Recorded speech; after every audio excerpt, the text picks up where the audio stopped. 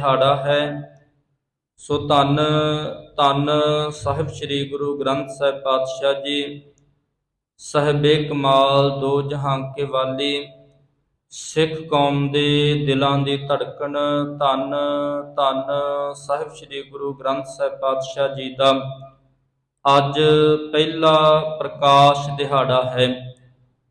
ਉਹ ਦਿਹਾੜਾ ਜਿਸ ਦਿਹਾੜੇ ਜਿਸ ਦਿਨ ਧੰਨ ਗੁਰੂ ਗ੍ਰੰਥ ਸਾਹਿਬ ਮਹਾਰਾਜ ਜੀ ਦਾ ਪਹਿਲੀ ਵਾਰ ਹਰਿਮੰਦਰ ਸਾਹਿਬ ਦੇ ਵਿੱਚ ਪ੍ਰਕਾਸ਼ ਹੋਇਆ।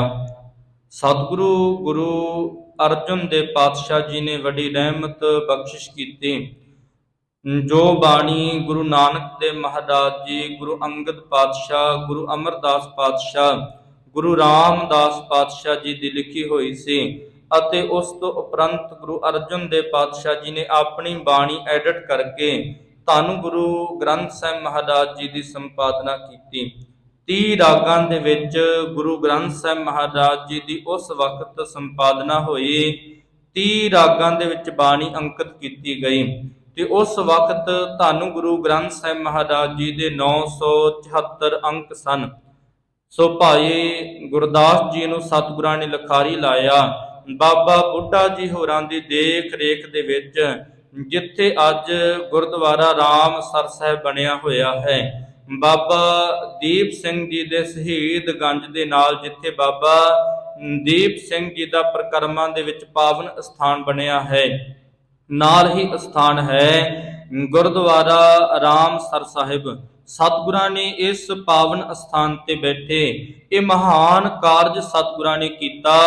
ਆਪ ਸਤਿਗੁਰਾਂ ਨੇ ਗੁਰਮੁਖੋ ਜੋ ਗੁਰੂ ਨਾਨਕ ਦੇਵ ਮਹਾਰਾਜ ਜੀ ਨੇ ਬਾਣੀ ਅੰਕਿਤ ਕੀਤੀ। ਵੇਖੋ, ਜਦੋਂ ਤੋਂ ਸਿੱਖ ਪੰਥ ਦਾ ਨਿਰਮਾਣ ਹੋਇਆ, ਸਤਿਗੁਰਾਂ ਨੇ ਪੰਥ ਦੇ ਨਾਲ ਨਾਲ ਗ੍ਰੰਥ ਦਾ ਵੀ ਨਿਰਮਾਣ ਕਰਨਾ ਸ਼ੁਰੂ ਕਰ ਦਿੱਤਾ। ਇਹ ਗੁਰਮੁਖੋ 239 ਸਾਲਾਂ ਦੀ ਸਤਿਗੁਰਾਂ ਦੀ ਮਿਹਨਤ ਹੈ। 239 ਸਾਲਾਂ ਦੇ ਵਿੱਚ ਧੰਨ ਗੁਰੂ ਗ੍ਰੰਥ ਸਾਹਿਬ ਮਹਾਰਾਜ ਜੀ ਦਾ ਵਿਸ਼ਾਲ ਕਾਰਜ ਹੋਇਆ।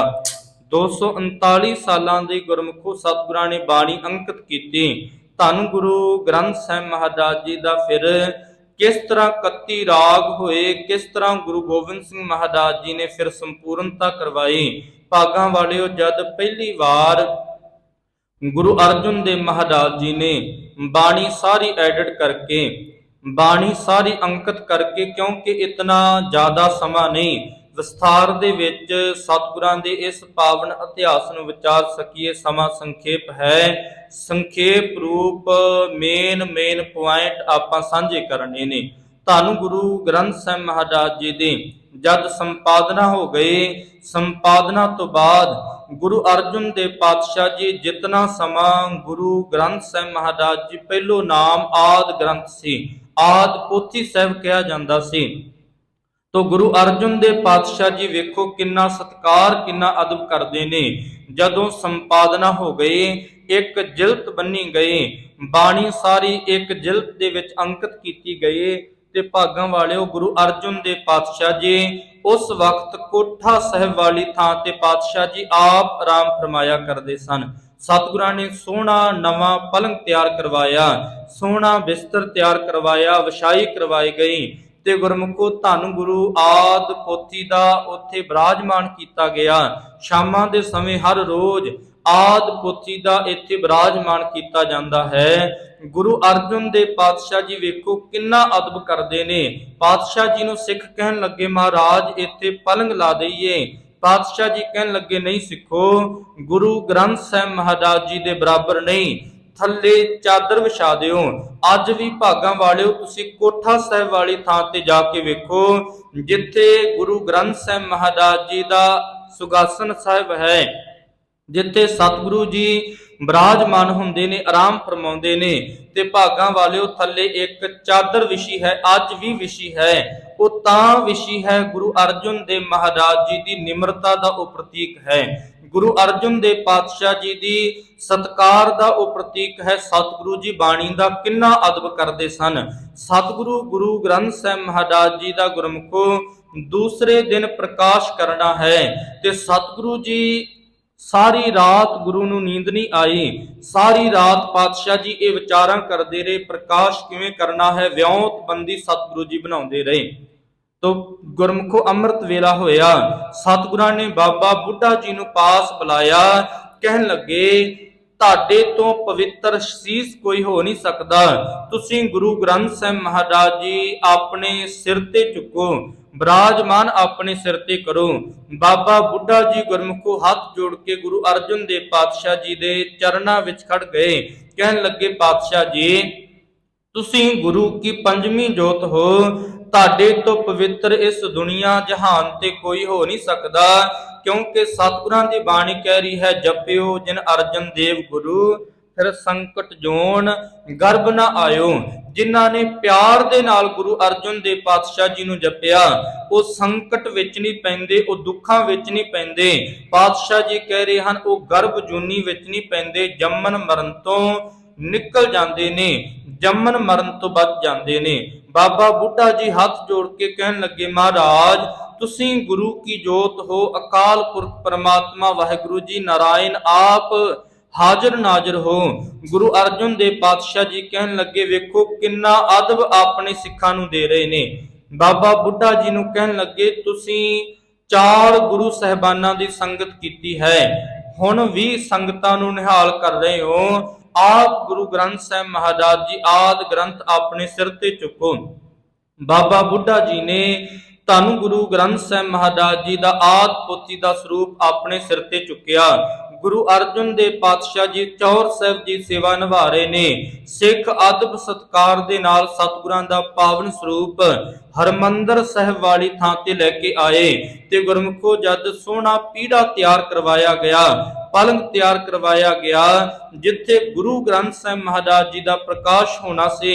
ਸਤਿਗੁਰਾਂ ਨੇ ਗੁਰਮੁਖੋ ਇੱਥੇ ਜਦ ਗੁਰੂ ਨੂੰ ਆ ਕੇ ਬਿਰਾਜਮਾਨ ਕੀਤਾ ਗਿਆ, ਆਦਿ ਪੋਥੀ ਬਿਰਾਜਮਾਨ ਕਰ ਦਿੱਤੀ ਗਈ। ਧੰਨ ਗੁਰੂ ਅਰਜਨ ਦੇਵ ਪਾਤਸ਼ਾਹ ਜੀ ਬਾਬਾ ਬੁੱਢਾ ਜੀ ਨੂੰ ਕਹਿਣ ਲੱਗੇ, ਹੁਕਮ ਕੀਤਾ। ਕਹਿਣ ਲੱਗੇ, ਬੁੱਢਾ ਸਾਹਿਬ ਖੋਲੋ ਗ੍ਰੰਥ। ਬਾਬਾ ਬੁੱਢਾ ਜੀ ਗੁਰੂ ਗ੍ਰੰਥ ਸਾਹਿਬ ਮਹਾਰਾਜ ਜੀ ਦਾ ਪ੍ਰਕਾਸ਼ ਕਰੋ, ਸੰਗਤਾਂ ਨੂੰ ਪਾਵਨ ਹੁਕਮ ਸੁਣਾਓ। ਕਹਿਣ ਲੱਗੇ, ਬੁੱਢਾ ਸਾਹਿਬ ਖੋਲੋ ਗ੍ਰੰਥ, ਲਓ ਆਵਾਜ਼ਾਂ, ਸੁਣੈ ਸਭ ਪੰਥ। ਗੁਰੂ ਸਾਹਿਬ ਜੀ ਦਾ ਹੁਕਮਨਾਮਾ ਲਓ, ਆਵਾਜ਼ਾਂ ਤੋਂ ਭਾਵ ਗੁਰੂ ਕੀ ਆਵਾਜ਼ ਸੁਣਾਓ।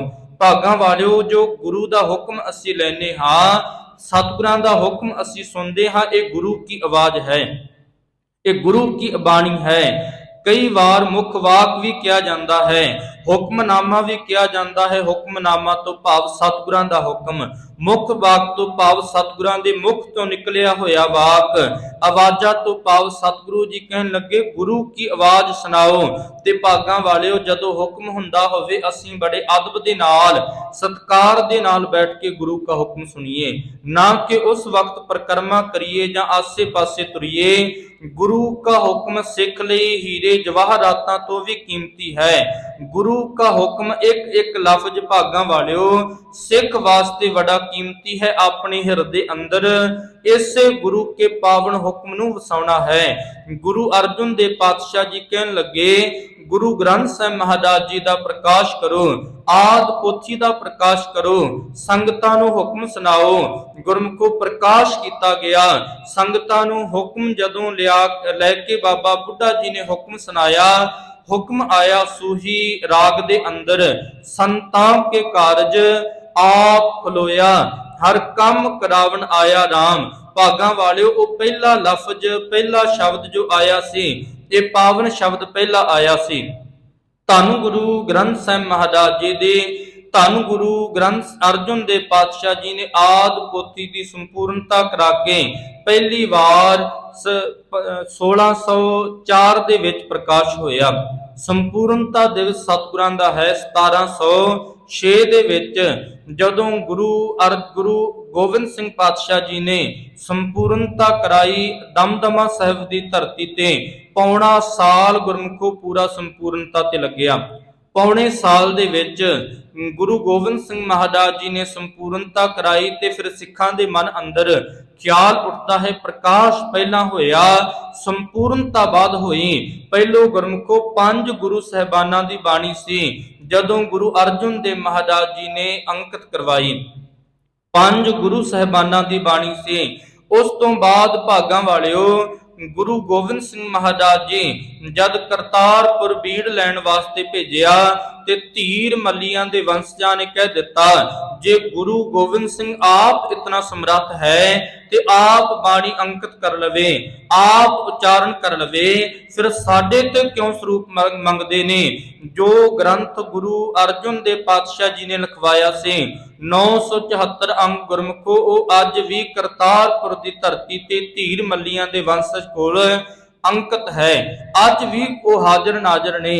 ਤੇ ਗੁਰੂ ਗੋਬਿੰਦ ਸਿੰਘ ਪਾਤਸ਼ਾਹ ਜੀ ਨੇ ਫਿਰ ਗੁਰਮੁਖੋ ਆਪ ਗੁਰੂ ਗ੍ਰੰਥ ਸਾਹਿਬ ਮਹਾਰਾਜ ਜੀ ਦੀ ਬਾਣੀ ਭਾਈ ਮਣੀ ਸਿੰਘ ਲਖਾਰੀ ਲਾ ਕੇ ਬਾਬਾ ਦੀਪ ਸਿੰਘ ਵਰਗਿਆਂ ਦੀ ਦੇਖ ਰੇਖ ਦੇ ਵਿੱਚ ਬਾਣੀ ਲਿਖਣ ਸਰ ਸਾਹਿਬ ਜੋ ਦਮਦਮਾ ਸਾਹਿਬ ਦੀ ਧਰਤੀ ਤੇ ਬਣਿਆ ਹੈ। ਇੱਥੇ ਗੁਰਮੁਖੋ ਦਰਿਆ ਦੇ ਕਿਨਾਰੇ ਤੇ ਬੈਠ ਕੇ ਸਤਿਗੁਰਾਂ ਨੇ ਸਾਰੀ ਬਾਣੀ ਅੰਕਿਤ ਕਰਵਾਈ। ਬਾਣੀ ਅੰਕਿਤ ਕਰਵਾਉਣ ਤੋਂ ਬਾਅਦ 1430 ਅੰਕ ਸਤਿਗੁਰਾਂ ਨੇ ਉਸ ਵਕਤ ਗੁਰੂ ਗ੍ਰੰਥ ਸਾਹਿਬ ਮਹਾਰਾਜ ਜੀ ਦੇ ਬਣੇ ਤੇ ਗੁਰਮੁਖੋ 31 ਰਾਗ ਸੰਪੂਰਨ ਹੋਏ। 1706 ਦੇ ਵਿੱਚ ਸੰਪੂਰਨਤਾ ਹੋਈ ਤੇ ਗੁਰਮੁਖੋ 1708 ਦੇ ਵਿੱਚ ਗੁਰੂ ਗ੍ਰੰਥ ਸਾਹਿਬ ਮਹਾਰਾਜ ਜੀ ਨੂੰ ਗੁਰਤਾ ਗੱਦੀ ਮਿਲਦੀ ਹੈ। ਇਸ ਲਈ ਭਾਗਾਂ ਵਾਲਿਓ ਬੜਾ ਹੀ ਸਤਿਗੁਰਾਂ ਨੇ ਸਾਨੂੰ ਮਹਾਨ ਗ੍ਰੰਥ ਦੇਣਾ ਕੀਤਾ। ਇਸ ਦੇ ਵਿੱਚੋਂ ਸਤਿਗੁਰਾਂ ਨੇ ਸਿੱਖਿਆ ਬੜੀ ਵੱਡੀ ਦੇਣੀ ਕੀਤੀ। ਸਤਿਗੁਰਾਂ ਨੇ 1430 ਅੰਕਿਤ ਸਾਨੂੰ ਗੁਰਮੁਖੋ ਦੇਣੇ ਕੀਤੇ। ਗੁਰੂ ਗ੍ਰੰਥ ਸਾਹਿਬ ਮਹਾਰਾਜ ਜੀ ਦੀ ਜੋ ਮੁੱਢਲੀ ਜਾਣਕਾਰੀ ਹੈ 1430 ਅੰਕ ਸਤਿਗੁਰੂ ਗੁਰੂ ਗ੍ਰੰਥ ਸਾਹਿਬ ਮਹਾਰਾਜ ਜੀ ਦੇ ਨੇ। ਸਤਿਗੁਰਾਂ ਦੇ ਵਿੱਚ ਕੁੱਲ ਸ਼ਬਦ 2026 ਨੇ। ਸਤਿਗੁਰਾਂ ਦੇ ਵਿੱਚ ਗੁਰਮੁਖੋ ਅਸ਼ਟਪਦੀਆਂ 305 ਨੇ। ਸਤਿਗੁਰਾਂ ਦੇ ਵਿੱਚ 22 ਵਾਰਾਂ ਨੇ। ਸਤਿਗੁਰਾਂ ਦੀ ਅੰਮ੍ਰਿਤ ਬਾਣੀ ਵਿੱਚ ਕੁੱਲ ਪੌੜੀਆਂ 471 ਨੇ। ਸਤਿਗੁਰਾਂ ਦੀ ਅੰਮ੍ਰਿਤ ਬਾਣੀ ਦੇ ਵਿੱਚ ਕੁੱਲ ਸ਼ਲੋਕ 664 ਨੇ। ਸਤਿਗੁਰਾਂ ਦੀ ਅੰਮ੍ਰਿਤ ਬਾਣੀ ਦੇ ਵਿੱਚ 6 ਗੁਰੂ ਸਾਹਿਬਾਨਾਂ ਦੀ ਬਾਣੀ ਦਰਜ ਹੈ, 4 ਗੁਰਸਿੱਖਾਂ ਦੀ ਬਾਣੀ ਦਰਜ ਹੈ, 15 ਭਗਤਾਂ ਦੀ ਬਾਣੀ ਦਰਜ ਹੈ, 11 ਭੱਟਾਂ ਦੀ ਬਾਣੀ ਦਰਜ ਹੈ ਤੇ ਸਤਿਗੁਰਾਂ ਦੀ ਅੰਮ੍ਰਿਤ ਬਾਣੀ ਦੇ ਵਿੱਚ 145 ਸ਼ੰਤ ਅੰਕਿਤ ਨੇ। ਸਤਿਗੁਰਾਂ ਦਾ ਪਹਿਲਾ ਰਾਗ ਸ਼੍ਰੀ ਰਾਗ ਹੈ, ਅੰਤਲਾ ਰਾਗ ਜੈਜਾਵੰਤੀ ਹੈ। ਸਤਿਗੁਰਾਂ ਨੇ ਗੁਰਮੁਖੋ ਬੜੀ ਮਹਾਨ ਬਖਸ਼ਿਸ਼ ਸਿੱਖ ਤੇ ਕੀਤੀ। ਬੜੀ ਮਹਾਨ ਬਖਸ਼ਿਸ਼ ਕਰਕੇ ਸਤਿਗੁਰਾਂ ਨੇ ਅੰਮ੍ਰਿਤ ਬਾਣੀ ਦੇ ਨਾਲ ਸਾਨੂੰ ਜੋੜਨਾ ਕੀਤਾ। ਇਸ ਲਈ ਭਾਗਾਂ ਵਾਲਿਓ ਗੁਰੂ ਗ੍ਰੰਥ ਸਾਹਿਬ ਮਹਾਰਾਜ ਜੀ ਦੀ ਅੰਮ੍ਰਿਤ ਬਾਣੀ ਦੇ ਨਾਲ ਜੁੜੀਏ। ਸਤਿਗੁਰਾਂ ਦੀ ਅੰਮ੍ਰਿਤ ਬਾਣੀ ਪੜ੍ਹੀਏ, ਸੁਣੀਏ, ਵਿਚਾਰੀਏ ਤੇ ਆਪਣਾ ਜੀਵਨ ਸਫਲ ਬਣਾਈਏ। ਸੋ ਅੱਜ ਦਾ ਸਤਿਗੁਰਾਂ ਦਾ ਪਾਵਨ ਪਵਿੱਤਰ ਪਹਿਲਾ ਪ੍ਰਕਾਸ਼ ਦੇ ਵਿਚਾਰ ਕਰਦਿਆਂ ਅਨੇਕਾਂ ਪ੍ਰਕਾਰ ਦੀਆਂ ਤਰੁੱਟੀਆਂ ਰਹਿ ਗਈਆਂ ਹੋਣਗੀਆਂ ਸੰਗਤਾਂ ਅਤੇ ਆਪ ਸਤਿਗੁਰੂ ਜੀ ਬਖਸ਼ਣਯੋਗ ਹਨ, ਬਖਸ਼ ਲੈਣਾ ਜੀ। ਪਹਿਲੇ ਪ੍ਰਕਾਸ਼ ਦੀਆਂ ਸੰਗਤਾਂ ਨੂੰ ਲੱਖ ਲੱਖ ਵਧਾਈਆਂ ਹੋਣ ਜੀ। ਸੋ ਵੱਧ ਤੋਂ ਵੱਧ ਸੰਗਤਾਂ ਸਤਿਗੁਰਾਂ ਦੇ